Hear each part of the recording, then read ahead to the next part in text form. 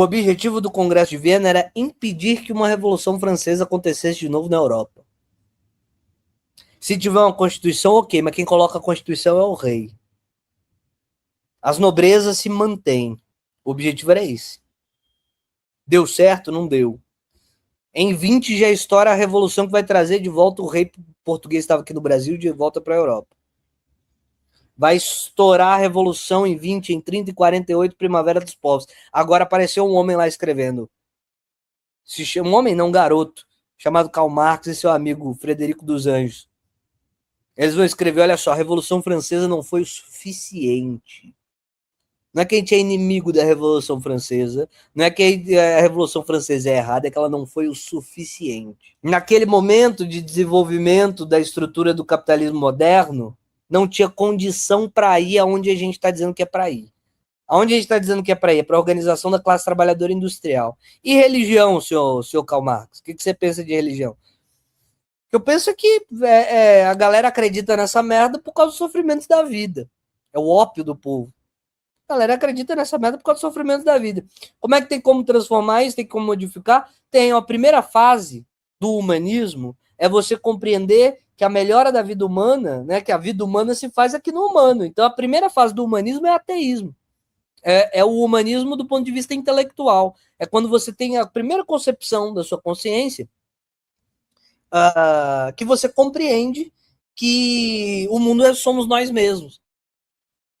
O mundo somos nós, é criado por nós. Beleza, e o comunismo? O comunismo é quando você chega no ateísmo, no humanismo prático. No humanismo prático. O que é o humanismo prático? É você compreender que se são os homens que criam todas as coisas, são os homens que vão criar sua superação, sua questão e etc e tal. No movimento de industrialização, em que a força de trabalho está toda concentrada ali, é ali que vai conseguir acontecer qualquer coisa. Essa é a minha explicação. Se chamam Cadernos Filosóficos de Karl Marx. Mas Karl Marx é o único que está falando isso? Não, antes dele, Feuerbach. Toda criação religiosa é uma alienação dos próprios valores humanos colocados em uma criatura, que é Deus.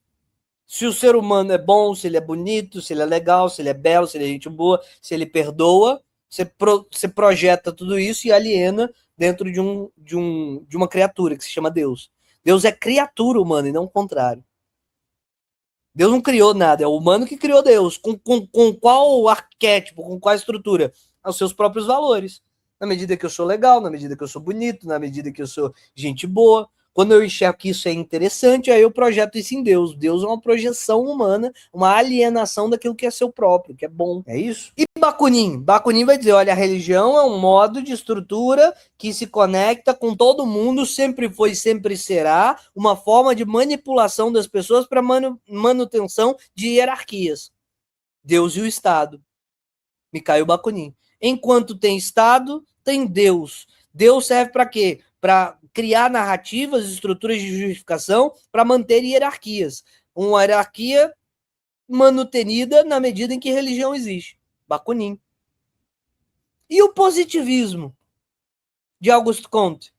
Não, a questão é a seguinte, olha, no desenvolvimento da consciência no mundo, você tem um momento que é religioso, depois um momento principiológico metafísico e, por último, um momento em que você conhece as coisas a partir da aparição, dali que você constrói consciência. Então, veja, a partir do século XVIII, do que aconteceu na França, vai ter várias formas de ateísmo. O ateísmo político nasceu no século XVIII. Antes, marcado por um ateísmo filosófico, como o desse homem aqui. Agora vai ter agora a corda estourou. Vai ter um monte de gente dizendo ateísmo por motivos diferentes, em posições diferentes, porque antes esses homens andaram. Esses homens disseram, olha, você vai me desculpar, mas ser ateu é melhor do que ser cristão. Ser ateu é melhor do que ser ubandista. Ser ateu é melhor do que ser islâmico. Ser ateu é melhor do que ser judeu. Ser ateu é melhor. Esses caras precisaram falar isso. Agora tem um monte de gente dizendo a mesma coisa. Tem um monte de gente dizendo a mesma coisa. Pois é, mas é porque o Hegel é conservador, né? O Hegel está tentando salvar a religião, dizendo que a melhor religião é a religião prussiana do século XIX, né? O objetivo de Hegel é esse. Dizer assim, olha, lá no passado tinha uma religião, ela foi evoluindo, a melhor é a nossa, do Estado prussiano do século XIX. O objetivo de Hegel era esse. O que o Feuerbach faz? É o contrário. Feuerbach faz é o contrário. O desenvolvimento da religião pode até estar melhor agora, eu nem duvido que esteja, mas ele se desenvolve porque é o desenvolvimento da consciência humana. Toda a identidade de Deus dentro dessas religiões é o desenvolvimento da consciência humana. É a consciência humana que vai projetando esses valores e ele vai se desenvolvendo no tempo. Então todo mundo tá agora, a partir do século XVIII, agora no século XIX, vão ter várias formas de ateísmo. Aí vem o verme do Nietzsche, por exemplo, que aparece e diz assim, olha, veja bem, o problema é que a galera usa a religião para dizer que é bonzinho, mas não tem ninguém bonzinho, não. Se livrem dessas coisas. Se livrem dessas coisas. Sejam o seu próprio futuro, construa a sua própria história. E de mistura dessas coisas vai surgir, por exemplo, o positivismo lógico. Positivismo lógico vai estar embebido do desenvolvimento técnico de uma lógica baseada na ciência, conhecimento lógico, racional e etc, etc, etc, etc. E vai dialogar com as ideias de emancipação social. Então começa a aparecer um monte de ateísmo. Antes de Nietzsche, outro pior do que Nietzsche, que é Schopenhauer. Schopenhauer é pior do que Nietzsche. Olha, o mundo é uma confusão, nada tem sentido, as forças da natureza são a base do mundo é a vontade puxa as coisas de maneira sem rumo e o mundo é sofrimento. Oh, meu Deus do céu, como sofre o homem. Então agora, a partir do século XIX, tem várias formas de ver isso. Mas por que tem várias formas de ver isso a partir do século XIX?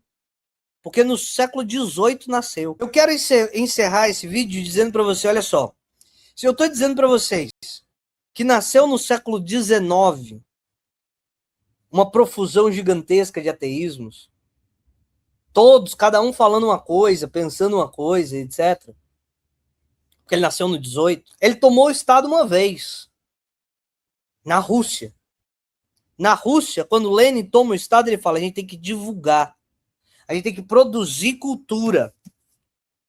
A gente tem que pegar esse texto e mostrar para as pessoas, leia, traduza, leia, faça colóquio, fale sobre, diga, deixa, fale, faça, produza, vá para a universidade, conte sobre, produza, escreva livro, faça biblioteca, produza novas versões, diga a sua opinião, produz, copia, cola, transfere, traduz. É para fazer. É para produzir, é para atualizar, é para criar cultura, tá dizendo Lenin. É para criar cultura.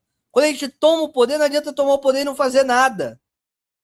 É para montar centros de estudo, de pesquisa, de divulgação, de estruturação e etc e tal. Então Lenin criou pela primeira vez na história humana, um projeto de produção intelectual vinculado ao braço do Estado que fosse ateu, pela primeira vez na história humana, no século XX. Primeira vez que isso aconteceu foi no século XX. Na China é assim até hoje. Na China ainda tem. É pequeno, mas tem. Mas foi a primeira vez. Eu quero que você faça o cálculo. Quando é que começou o cristianismo? No ano 1? Vamos supor que existiu Cristo. Foi no ano 1 que começou, né? Já te ensinei que tá errado. Não bate com a idade de Herodes. Do governo de Herodes. Mas vamos supor, no ano 1. Vamos dizer, para facilitar a vida. No ano 1, vamos supor que Jesus existiu. Que realmente ele fundou a religião, que a base que fala do nome dele existiu de verdade. Quando é que ele tomou o Estado? Em 380. Em 325 foi a primeira vez que tinha um imperador que era cristão.